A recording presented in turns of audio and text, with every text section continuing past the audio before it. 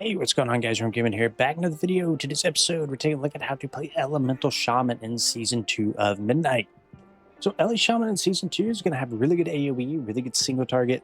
Most things I've seen kind of put us in A tier at the moment. We have insanely good utility, much better utility than a lot of other specs in the game.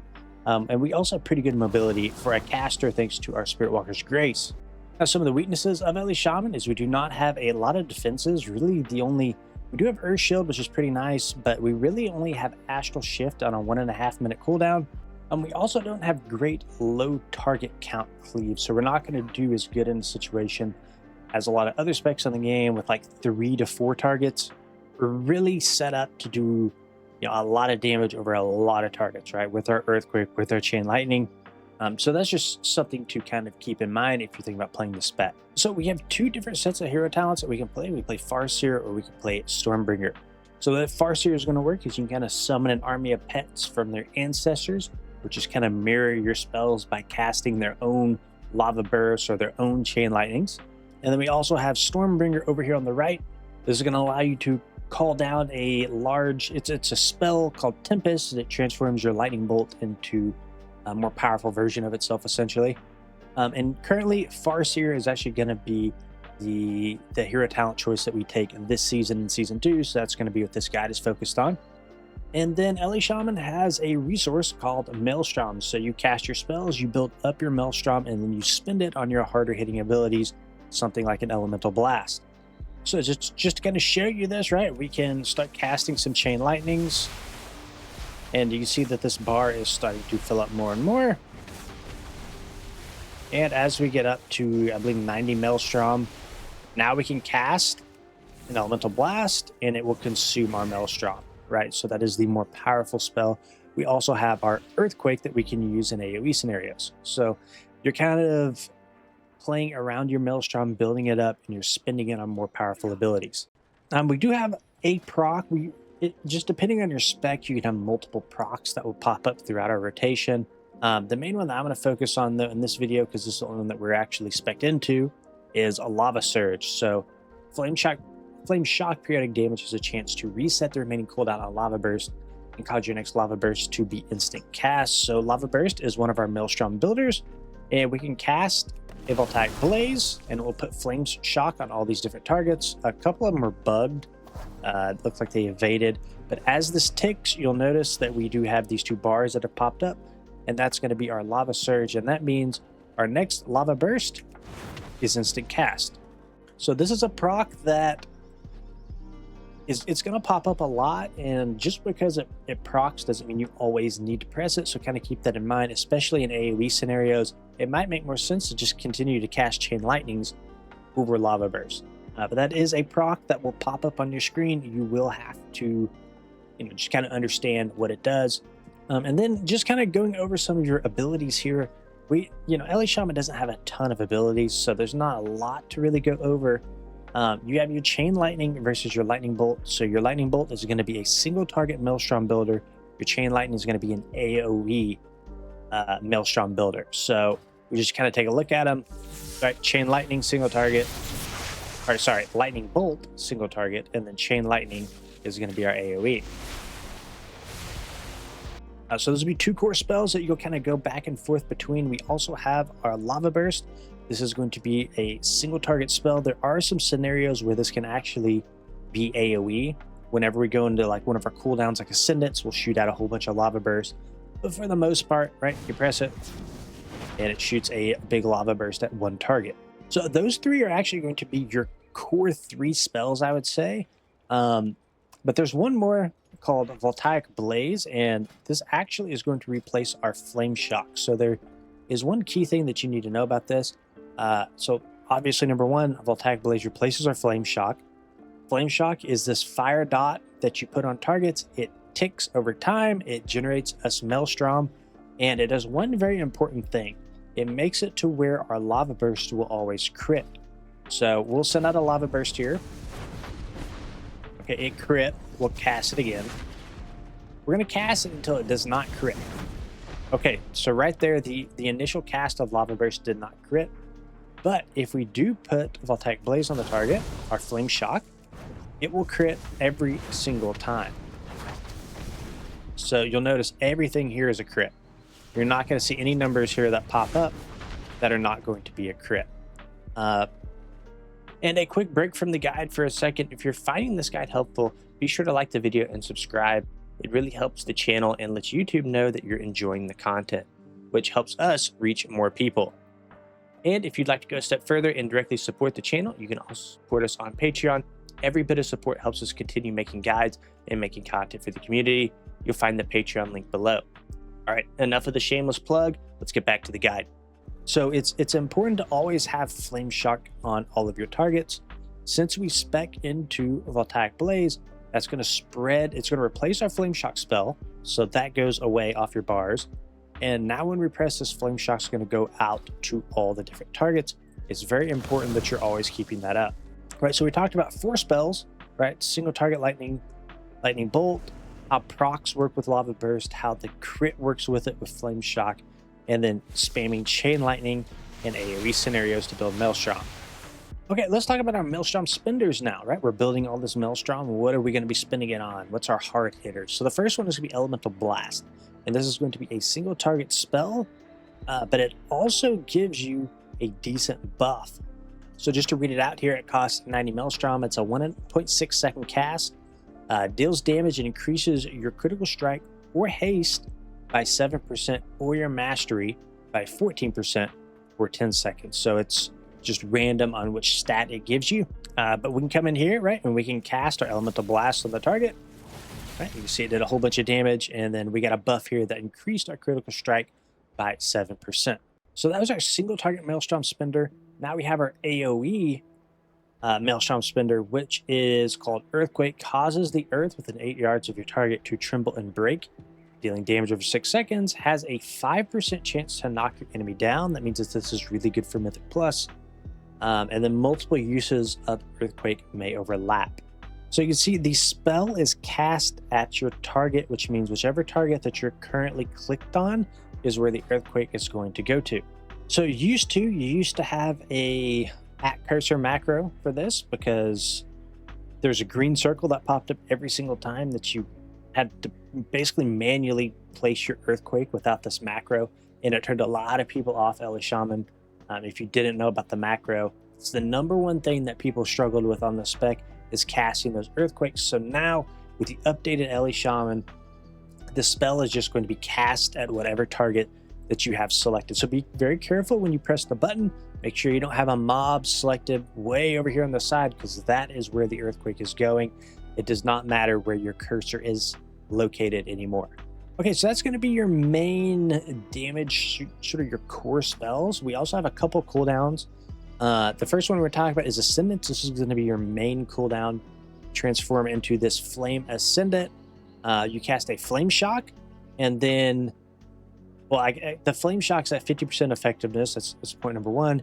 And then also a Lava Burst at up to 6 nearby enemies. Right, so we can come in here and we can press our Ascendants, right? And it's going to apply that Flame Shock to all of the mobs. For some reason, these dummies keep bugging out, but all these guys should have Flame Shock on them. And then you'll notice all those different lava bursts shot out, and then we have this that cool Ascendance form as well.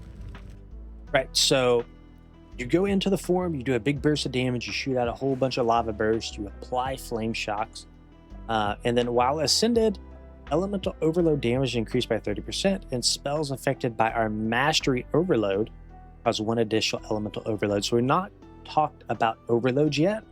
So that is through our Mastery, called Elemental Overload. So all elemental damage is going to be increased by 16.5%. And then our Lightning Bolt, Lava Burst, and Chain Lightning cast have a chance to trigger a second cast on the same target, dealing 30% of their normal damage.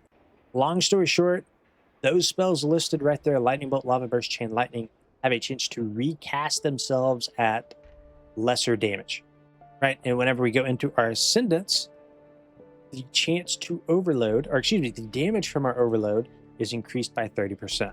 And then I guess what I said at the start was true as well.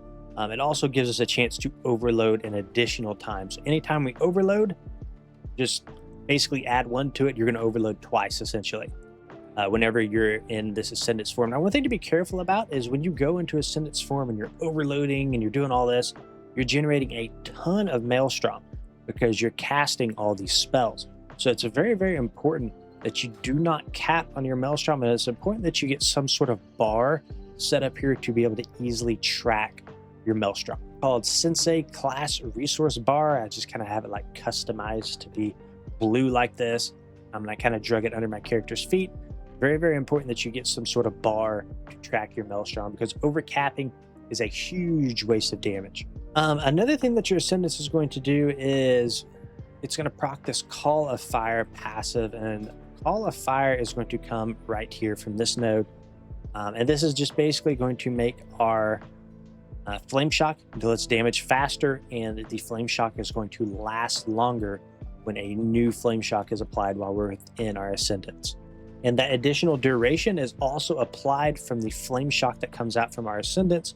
So the first Flame Shock that is applied will be 36 seconds rather than 18.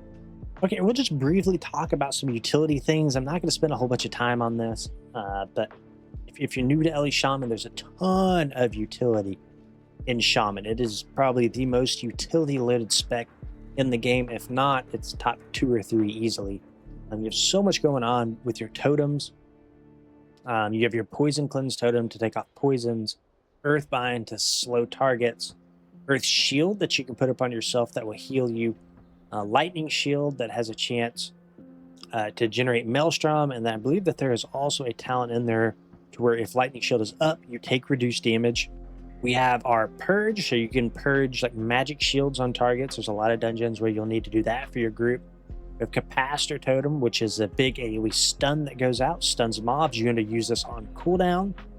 We have our Sky Fury buff, which is going to basically buff the whole group with Mastery.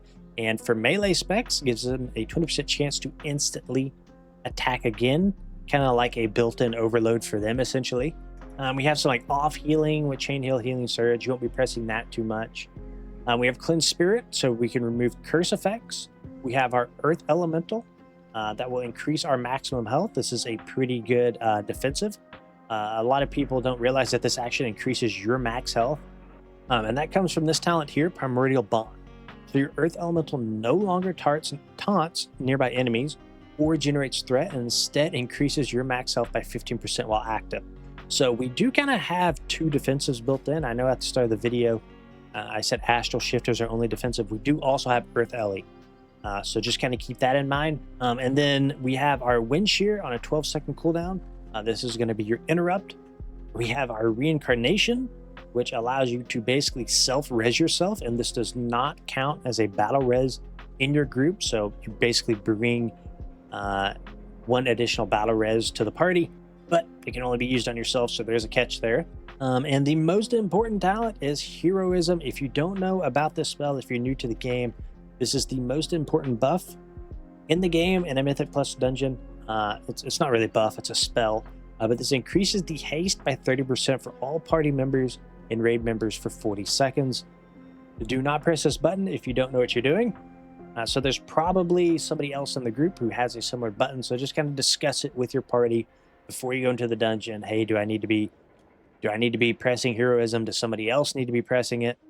Long story short, use it on bosses if you're a beginner. Okay, now we're going to get into the opener, single target, and AoE priority. And there's one more talent I would talk about here. It's on a 30-second cooldown. This is something that I do not have on this character. It's just a trial character for demo purposes, but LE Shaman is actually going to be the spec that I main. In Midnight, I'm just not on my main right now. So Ancestral Swiftness, 30-second cooldown. Your next healing or damage spell is instant. It costs no mana and deals 10% increased damage and healing. So this will replace our Nature Swiftness. And this is going to cause Ancestral Swiftness to call an ancestor to our side for 8 seconds. So that's how this Farseer tree kind of works. When we come in here and type in the word ancestor, you can see all the different things that work around these ancestors. So let's look at the top node really quick. Call of the ancestors. What are these guys? So we have a couple of different ways to call these ancestors. Obviously through Ancestral Swiftness for the instant cast. And then our Stormkeeper calls an ancestor to your side for 8 seconds. whenever you cast a healing or damaging spell, the ancestor will cast a similar spell. So ancestors are important because that's how this whole tree works. We have things like ancestral influence. Your int is going to be increased by 1% for each ancestor active. We have other spells that can also proc ancestors, or lightning bolt, lava burst, flame shock. All these different spells have a chance to call an ancestor to our side. But the way that you can manually trigger them to come out is through our Stormkeeper and through our Ancestral Swiftness. And these guys are just basically going to repeat any spells that we cast and generate us a whole bunch of additional damage. Now, one thing to note about these guys is they do not generate us Maelstrom that is separate. They do not generate us overloads or anything like that. They kind of work as their own separate entity that just duplicates our spells. Okay, and I actually guess I have one more spell I want to talk about here. I just completely forgot to talk about this earlier. Here it is, Stormkeeper. 1 minute cooldown. So charge yourself with lightning, causing your next 2 lightning bolts to be instant cast, and deal 150% more damage, or cause your next 2 chain lightnings to be instant cast, and trigger an elemental overload on every target. So this is another spell that you need to be careful with, because it's going to work pretty similar to Ascendance. There's a lot of burst tied behind it, and you're getting a ton of Maelstrom generated if there's a bunch of different targets, right? And you're getting a whole bunch of these different overloads.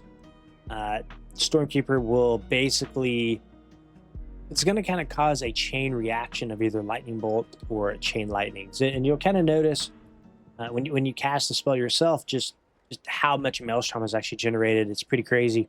So just be careful that you're not overcapping with this. I'll just show you how that works. You just kind of charge it up with a cast time, and then you can cast.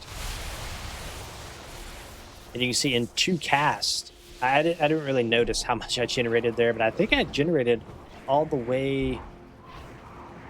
You had to go back at the footage and look. We generated about 30 Maelstrom from that. But Chain Lightning generates Maelstrom per target hit, so we only hit 3 targets. If there's a whole bunch of targets, this would have filled like 70% of our resource bar just in those 2 Chain Lightning casts, right? Because those overloads are also generating Maelstrom for us. So we're going to use that in our opener. Let's go ahead and talk about the rotation now. So let's go ahead and start with the opener. So in your opener, you're going to be casting your main spells, right? Your main cooldown spells, your Ascendants, as well as your Stormkeeper. And this is also going to be where you use any sort of trinkets, any sort of potions that can increase your intellect or damage. You want to funnel all that behind these cooldowns. So typically your opener, your pre-pull actually has 2 parts to it. So your pre-pull, you want to cast a Stormkeeper, right? And you can see it's ticking up here at 13 seconds with 2 charges. And then you also want to hard cast a Lava Burst and send it. That way on pull, a Lava Burst is gone, and you have 2 Stormkeeper charges ready. Then from there, you want to go into an Ascendance, then into an Ancestral Swiftness, which I do not have the spell, into a Lava Burst, into either 2 Lightning Bolts or 2 Chain Lightnings, depending on the target count.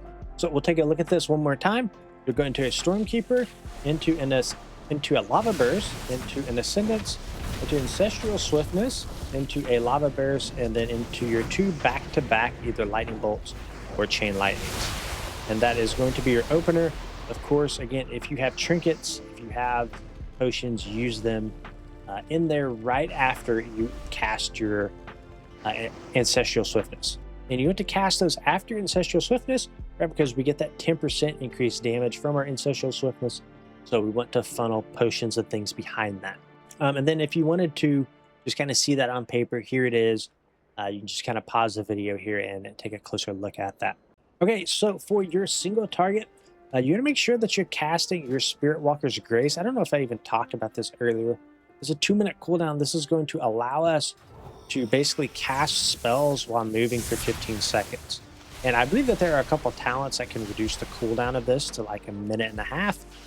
But this is something that during movement phases, you want to make sure that you're using that. During movement phases as well, we also have our Ancestral Swiftness. Make sure you're using those 2 during your movement phases. So that's your number 1 priority. Your number 2, 3, and 4 priority are just keep your cooldowns on cooldown, right? We have Stormkeeper, we have our Ascendants, we have our Ancestral Swiftness. You want to make sure that you keep those on cooldown. But one thing to note is that you always want to Ascendance after Stormkeeper. right? Because Ascendance gives us that increased elemental overload damage, and Stormkeeper guarantees those overloads. So you make sure that your Ascendance is always after your Stormkeeper during your single target priority. One's on a 1 minute cooldown, the other's on a 2. It's pretty easy to keep these synced up, but you're not going to benefit from that Ascendance overload damage bonus on your Stormkeeper if you're not using it after it. Okay, then here is the single target priority as we just kind of go through it. So we talked about 1, 2, 3, and we talked about 4 already. Those on cooldown. Ascendance after your Stormkeeper. Your next priority will be Elemental Blast. Again, we do get a stat bonus for casting this, so you make sure that you're casting that whenever you can. Cast Lava Burst as well. This is going to be probably your main single target damage tool. It is a Maelstrom generator. We get 3 charges of this. Running Farseer, outside of Farseer, you only get 2 charges of this. So that is a nice bonus of running that this season. We can refresh our Flame Shock with our Voltaic Blaze. We're not running a Master of the Elements in this build, so you can completely ignore this bottom part here. And we also have something called the Pandemic Window, which I didn't really talk about. But essentially what that means is as a spell is getting within 30% of its duration, under 30% of its duration, you can cast it again and it will add to the duration. So if a spell, our Flame Shock, for example, lasts 18 seconds, if you cast it at, let's just say 10 seconds left on its cooldown, it's going to go back to 18 seconds. But if you cast it at 6 seconds or below, instead of resetting the duration, the new duration of the new Flame Shock to 18 seconds, it'll add it to that current countdown. So if it's at 6 seconds, it'll add 18 to it. It'll be 24 seconds. So at 6 seconds or below, refresh your Flame Shock to add the current duration to it. If you do it at 7 seconds, it's just going to go back to 18 seconds. So something to kind of keep in mind. And then from there, we just cast Lightning Bolt as our filler.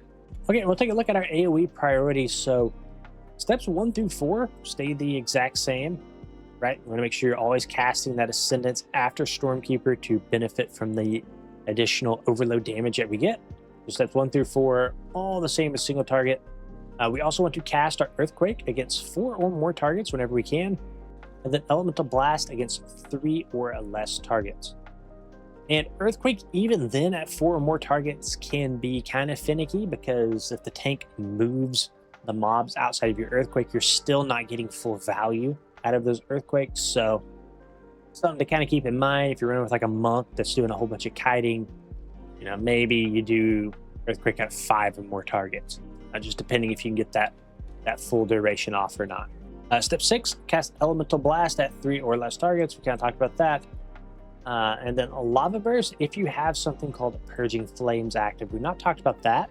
So Purging Flames, a Voltaic Blaze unleashes a volcanic rage, causing your next Lava Burst to also fire at 5 additional targets with your Flame Shock at 80% effectiveness with reduced Maelstrom generation.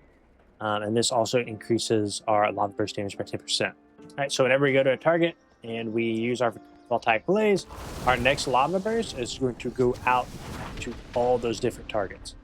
So the same effect that we kind of had on our Ascendance, right? Shooting out to all the different targets. So just kind of some additional burst through that spell. So in AoE, anytime you cast Voltaic Blaze, follow it up with a Lava Burst, right? Voltaic Blaze is what procs the Purging Flames. And then our filler and our Maelstrom builder will be our Chain Lightning. Now, this is another great point. We talked about the Lava Surge procs that you can get in AoE. So those Lava Surge procs, you can kind of hold on to them whenever you cast your Voltaic Blaze, and you can kind of pair them together, right? So if I get a Lava Surge proc, I'm not going to use it unless I have a Purging Flames proc. This is going to make it to where you're casting AoE Lava Burst essentially, and not having to hard cast any of them. So really nice. Okay, we'll just very, very quickly talk about stat priority. So your number 1 priority is going to be your Mastery to 1200 rating due to the Elemental Overload effect. And at 1200 Mastery, you're basically at 100% Mastery. And you're going to see a huge diminishing return after 100%. And the reason it falls off so hard is because the Overload is capped at 100%. even though the mastery can go over 100%, and sure, you do get flat damage from going over 100% mastery, but the overload portion that makes it so strong for us is capped at 100%. After that, you're going to focus on haste or critical strike. Critical strike has been buffed a lot in Midnight, so it is now at equal value of haste and single target, as well as AoE. So you want to focus on those two next. Alrighty guys, this is the end of this video. If you enjoyed it, please consider liking and subscribing to the channel. See you guys in the next one.